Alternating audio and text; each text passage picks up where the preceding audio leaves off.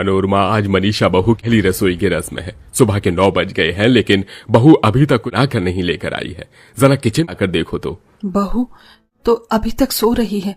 शादी की तनख्वाह इतनी जल्दी उतरती है? आज नहीं तो कल अपनी पहली रसोई कर देगी। आप चाय पीजिए। सभी लोग मनीषा के उठने का बेसब्री से इंतजार कर रहे होते हैं। वहीं जहां सभी घरों में नई नवेली बहुएं सुबह 6 बजे उठकर अपनी रसोई का खाना बनाती हैं, वहीं मनीषा दोपहर के 12 बजे उठकर 2 बजे तक सबके लिए नाश्ता बनाकर लाती है। मनीषा बहू, अब तो दोपहर के खाने का वक्त हो गया है, तुम अब नाश्ता बना कर आ रही हो? वो क्या है ना माँ जी, मेरे घर में सभी इतने बजे ही ना करती थी, इसलिए मुझे इसकी आदत पड़ गई है। कोई बात नहीं बहू, मैं समझ सकती हूँ, लेकिन धीरे धीरे तुम सब सीख जाओगी। मनीषा इतने प्यार से सबके लिए नाश्ता बनाती है, इसलिए सभी लोग दोपहर के 2 बजे नाश्ता करते हैं और ऐसे ही शाम हो जाती है। लेकिन मनीषा अभी तक अपने कमरे में आराम कर रही होती है, जिसे देख मनीषा की सास और जेठानी मनीषा के कमरे में आती हैं। अरे मनीषा बहू, शाम के 7 बज गए हैं और तुमने अभी तक खाने की तैयारी नहीं की। अरे माँ जी, अभी 7 ही तो बज रहे हैं, कौन सा रात के 10 बजे गए हैं। आप लोग फिक्र मत करिए, मैं बना दूंगी खाना। इतना कहकर मनीषा दोबारा से अपना फोन चलाने में लग जाती है, जिसे देख मनोरमा और अलीशा वापस नीचे हॉल में आ जाते हैं। खाने का इंतजार करते करते रात 10 बज जाते हैं, लेकिन अभी तक किचन में से कुकर की एक सीटी की भी आवाज नहीं आई। माँ, बहुत जोरों की भूख लग रही है और नींद भी आ रही है। मनीषा ने अभी तक खाना नहीं बनाया क्या? पता नहीं बेटा, एक बात है, देख कर आती हूँ। मनोरमा जैसी उठती है तो देखती है कि मनीषा रात के 10 बजे किचन में जा रही है, जिसे देख मनोरमा मनीषा के पीछे किचन में आती है। ये क्या मनीषा बहू, तुम रात के 10 बजे खाने की तैयारी कर रही हो? अब खाना बनाओगी तो हम सब लोग खाना कब खाएंगे? रात के 1 बजे माँ जी, वो मैं थोड़ा जल्दी आ जाती किचन में, लेकिन मेरी आंख लग गई थी और मुझे पता ही नहीं चला। आप लोग बस थोड़ा सा इंतजार कर लीजिए, मैं जल्दी से सबके लिए अच्छा सा नाश्ता बनाकर लाती हूँ। तकरीबन 1 बजे तक तरह तरह के पकवान बनाकर तैयार कर देती है और एक एक करके सभी को डाइनिंग टेबल पर लगा देती है। लेकिन 1 बजे तक बनने की वजह से लोगों की तो भूख मर जाती है और कुछ को तो बहुत तेज नींद आ रही होती है। माँ, बहुत जोरों की नींद आ रही है, मुझे सोने दो ना। राज बेटा, थोड़ा सा तो खाना खा लो, भूखे पेट नहीं सोती। भाभी, मेरी तो भूख ही मर गई, मैं तो चला सोने, आप लोग ही खाइए।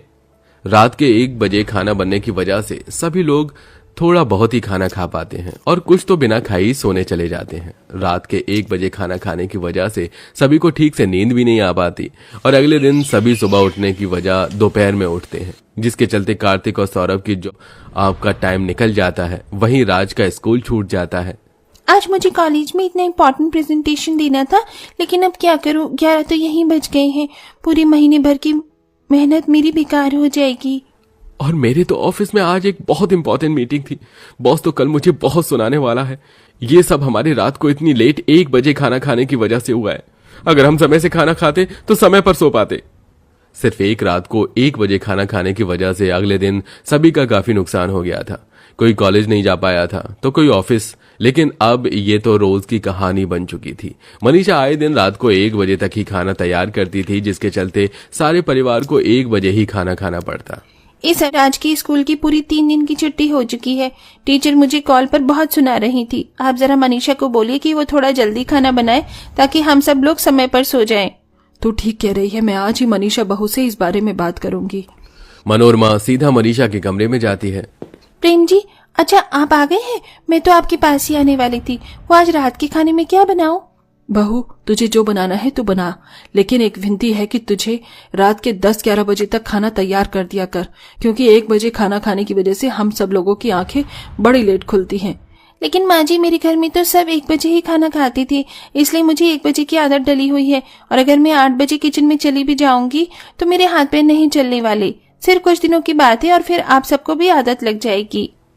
अपनी सास की बात मानने की बजाय मनीषा उसे चुप करवाकर चली जाती है और हर रात 1 बजे डिनर बनने का ये सिलसिला यूं ही चलता रहता है। रात के 1 बजे जहां पूरे मोहल्ले में सभी लोग सो रहे होते हैं, वहीं मनीषा के किचन में बर्तनों की आवाज खिड़की से आती रहती है, जिसके चलते आसपास के पड़ोसी भी अब काफी परेशान होने लगे थे। माँ जी, रात के 1 बजे खाना बनाने का क्या मतलब है? आपकी बहू किचन में इतना खटपट करती है ना कि हम सबकी नींद खुल जाती है। अरे उस दिन तो मैं डर ही गई थी, मुझे तो लगा कि आपकी रसोई में कुछ और घुस आया है। अपनी बहू को बोलकर ये बर्तन की खटपट बंद करवाइए। पड़ोसियों की बात सुन मनोरमा एक बार फिर अपनी बहू को समझाती है, लेकिन मनीषा कहाँ मानने वाली थी और ऐसे ही कुछ समय गुजर जाता है।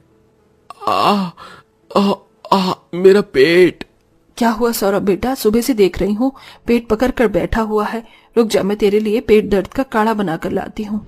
माँ, काढ़ा तो मुझे भाभी ने पहले ही बना कर दे दिया था, लेकिन ये दर्द है कि कम ही नहीं हो रहा है। अरे ये क्या, आप लोगों ने अभी तक खाना शुरू नहीं किया? आज मैं आप सबके लिए एकदम बिरयानी बनाकर लाई हूँ। अगर ठंडी हो गई तो खाने में अच्छी नहीं लगेगी। जैसे बहू बिरयानी ठंडी होने पर अच्छी नहीं लगती ना, वैसे ही खाना भी देर से खाने पर शरीर में नहीं लगता है। तेरे घर में खाते होंगे रात में 1 बजे खाना, लेकिन हमारे घर में अलग है। कुछ दिनों तक तो मैंने ये सब बर्दाश्त कर लिया, लेकिन अब और नहीं। तेरी हर रोज लेट खाना बनाने की आदत की वजह से हम सब लोग सुबह लेट उठते हैं। राज स्कूल नहीं जा पाता, कार्तिक और सौरभ को हमेशा उसके मालिक से सुनना पड़ता है, और प्रिया का तो आए दिन कॉलेज में सो जाती है। शादी के बाद हमेशा एक लड़की ही क्यों अपने तौर तरीके बदले? उसकी ससुराल वालों को भी तो उसके हिसाब से थोड़ा बहुत चेंज अपनी लाइफ में लाना पड़ता है। मनीषा, तुम ठीक कह रही हो, लेकिन तब जब उसकी ससुराल वालों में कोई गलत आदत है, और मुझे नहीं लगता कि जल्दी खाना खाना कोई गलत आदत है। तो प्लीज तुम ये रात के 1 बजे खाना बनाने वाली आदत को खत्म करो, वरना एक दिन तुम्हें इसकी भारी कीमत चुकानी पड़ेगी। ससुराल वालों की बात सुन मनीषा मुंह बनाकर चली जाती है।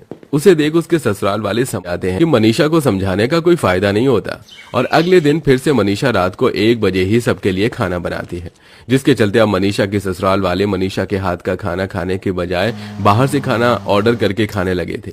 लेकिन 1-2 दिन से ज्यादा वो लोग बाहर का खाना नहीं खा पाए, जिसके चलते मजबूरन उन्हें 1 बजे ही खाना खाना पड़ता है। ऐसे ही समय गुजरता रहता है। सौरभ हर रोज की तरह शाम की चाय पी रहा होता है कि तभी अचानक उसके पेट में बहुत जोर का दर्द होने लगता है। माँ, बहुत दर्द हो रहा है मेरे पेट में। सौरभ के चिल्लाने की आवाज सुनकर सभी लोग जल्दी से हॉल में आ जाते हैं और सौरभ को लेकर जाते हैं, जहां डॉक्टर सौरभ का ट्रीटमेंट करते हैं। देखिए, चेकअप से पता चला है कि सौरभ जी का लिवर ठीक से काम नहीं कर रहा है। इनका लिवर काफी ज्यादा कमजोर हो चुका है। लेकिन कैसे डॉक्टर? भैया तो बाहर का कुछ खाते भी नहीं है। जरूरी नहीं है बाहर का खाना खाने की वजह से हुआ हो। समय पर भोजन न करना, ठीक से न नींद लेना, इन सब से भी लिवर पर बहुत बुरा असर पड़ता है। सुन लिया तूने? डॉक्टर ने क्या कहा? ये सब तेरी वजह से हुआ है। अगर तू रात में 1-1 बजे खाना न बनाती तो आज मेरे बेटे की ऐसी हालत नहीं होती। लेकिन भाभी को तो बस अपने घर के रीति रिवाज पूरी करने थे। अपनी इस बुरी आदत की वजह से आज भाभी ने भैया की क्या हालत कर दी है। सभी की ऐसी बातें सुन मनीषा को आखिरकार अपनी गलती का एहसास हो जाता है। आप सब लोग ठीक कह रहे हैं। अगर मैं आपकी बात पहले ही मान लेती तो आज सौरभ जी की ऐसी हालत नहीं होती। अब से मैं कभी भी इतनी लेट खाना नहीं बनाऊंगी, बल्कि समय पर बनाऊंगी। मनीषा की बात सुन सभी खुश हो जाते हैं। उसके बाद मनीषा सौरभ की दवाई लेने मेडिकल पर चली जाती है, जिसे देख मनोरमा।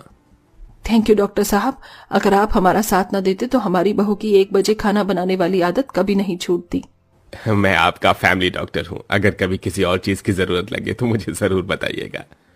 वैसे मनोरमा मानना पड़ेगा, इस उम्र में भी तुम्हारा दिमाग बड़ा तेज चलता है। क्या प्लान बनाया तुमने बहू को लाइन पर लाने का?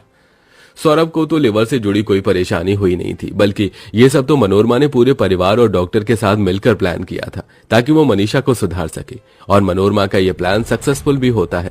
अब मनीषा रात में 1 बजे खाना बनाने की बजाय 10 बजे तक रात का खाना बनाकर तैयार कर देती है, जिसके चलते अब सभी लोग समय पर खाना खाते हैं और समय पर सोते हैं। वैसे दोस्तों, आप रात को कितने बजे डिनर करना पसंद करते हैं? कमेंट करके जरूर बताइएगा।